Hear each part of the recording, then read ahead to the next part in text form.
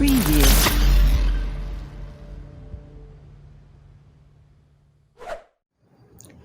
Hello friends, આપણે આગળના લેક્ચરની અંદર આકૃતિ અને આલેખનો તફાવત સમજાતા.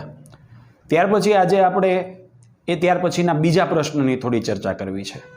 બીજો આપણો પ્રશ્ન એ જ છે આકૃતિ અને આલેખને લગતો. પરીક્ષાની અંદર આ સવાલ પણ 3 ગુણોની અંદર પૂછાઈ શકે છે કે આકૃતિ અને આલેખનું મહત્વ સમજાવો, કે આકૃતિ અને આલેખ છે એ અર્થશાસ્ત્રની અંદર કઈ રીતે મહત્વ ધરાવે છે. તો આપણે આજે એની થોડી ચર્ચા કરશું. તો આ પ્રશ્નની અંદર મુખ્ય 6 મુદ્દા છે. આલેખ અને આકૃતિનું મહત્વ દર્શાવતા મુદ્દાઓ સમજાવો કે જણાવો. આવો જ્યારે તમને પરીક્ષાની અંદર પ્રશ્ન પૂછાય ત્યારે તમે આ 6 મુદ્દા દ્વારા એની સમજૂતી આપી શકો છો. તો એની આપણે ચર્ચા કરીએ. તો એમાં પ્રથમ મુદ્દો છે કે આકૃતિ અને આલેખ દ્વારા અર્થશાસ્ત્રની કે અર્થતંત્રની અંદર જે અઘરી અને અટપટી બાબતો છે આને તમે સરળ અને સ્પષ્ટ રીતે સમજી શકો છો.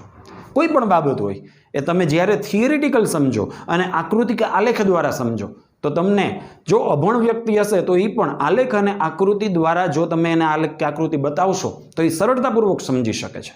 માટે કહી શકાય પ્રથમ મુદ્દો કે આલેખ અને આકૃતિ દ્વારા અર્થશાસ્ત્રનો અઘરો અને અટપટો લાગતો અભ્યાસ સરળ અને સ્પષ્ટ બને છે. આ પ્રથમ મુદ્દો છે. ત્યાર પછી બીજા મુદ્દાની ચર્ચા કરીએ.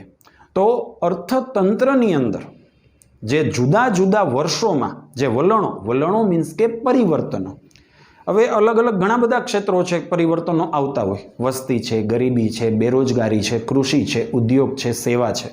આ દરેક ક્ષેત્રની અંદર જે અલગ અલગ વર્ષોમાં જે પરિવર્તનો આવે છે, મતલબ કે 1901, 1911, 1921 આ અલગ અલગ સમયગાળામાં ભારતની વસ્તી કેટલી હતી, આ હવે તમે થિયરિટિકલ સમજવા જાઓ તો થોડું અઘરું બને અને વિસ્તારપૂર્વક જણાવવું પડે. પણ એ જ વસ્તુ તમે આલેખ કે આકૃતિમાં એક જ આલેખમાં તમે આ વસ્તુ સમજાવી શકો છો. મતલબ કે જુદા જુદા વર્ષોમાં આવતા પરિવર્તનો એક જ આલેખ ઉપર સરળતા અને સ્પષ્ટતાપૂર્વક સમજી શકાય છે. આ બીજો મુદ્દો છે. ત્યાર પછી ત્રીજા મુદ્દાની ચર્ચા કરીએ.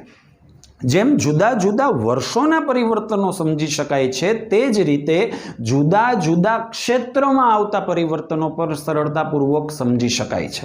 હવે સવાલ થાય કે જુદા જુદા ક્ષેત્રો જેવા કે તો કે કૃષિ છે, ઉદ્યોગ છે અને સેવા છે. આ મુખ્ય 3 ક્ષેત્ર છે અર્થતંત્રની અંદર, અર્થશાસ્ત્રની અંદર. તો આ ત્રણેયમાં પાછા પેટા વિભાગમાં ઘણા બધા ક્ષેત્રો પડે છે.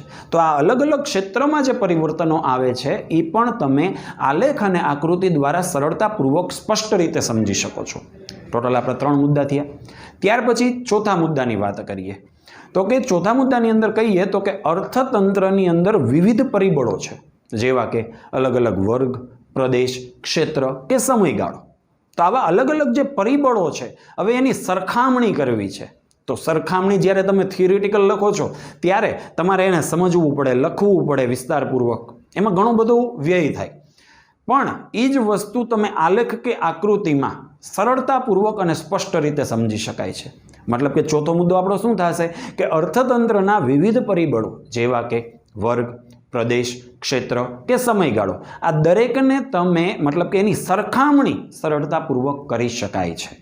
ત્યાર પછી પાંચમો મુદ્દો છે કે અર્થતંત્રની કે અર્થશાસ્ત્રની જે કેટલીક અઘરી બાબતો છે. હવે અઘરી બાબતો છે તો એમાં સમજવું પણ પડે અને સમજાવવું પણ પડે. તો એમાં લખનાર અને વાંચનાર આ બંનેનો સમય અને શક્તિ વ્યય થાય. પણ એ જ વસ્તુ તમે આલેખ અને આકૃતિ દ્વારા સમજાવો તો લખનાર અને વાંચનાર આ બંનેનો સમય અને શક્તિ બચે છે. મતલબ કે અઘરી બાબતો સમજવા અને સમજાવવા પાછળ લખનાર અને વાંચનારનો સમય અને શક્તિનો બચાવ થાય છે જ્યારે આલેખ અને આકૃતિ દ્વારા તમે એ વસ્તુ સમજાવો તો. મતલબ કે આપણા ટોટલ કેટલા મુદ્દા થયા? 5. અને ત્યાર પછી છેલ્લો મુદ્દો છે કે અર્થતંત્રના કેટલાક અઘરા સિદ્ધાંતો છે.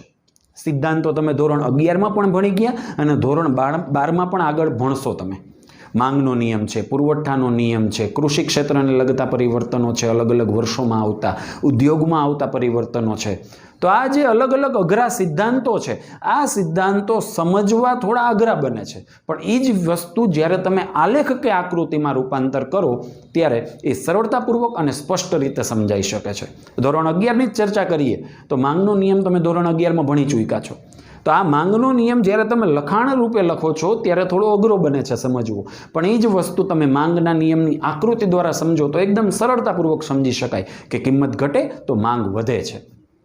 તો ટોટલ અહીંયા 6 મુદ્દા થયા. હજી એક વખત ચર્ચા કરી લઈ. પહેલો મુદ્દો છે કે અઘરી જે બાબતો છે, અઘરા સિદ્ધાંતો છે, અઘરી અને અટપટી લાગતી જે બાબતો એ તમે સરળ અને સ્પષ્ટ રીતે સમજી શકો છો. બીજું છે કે જુદા જુદા વર્ષોના જે વલણો છે એ એક જ આલેખ ઉપર તમે સમજી શકો છો.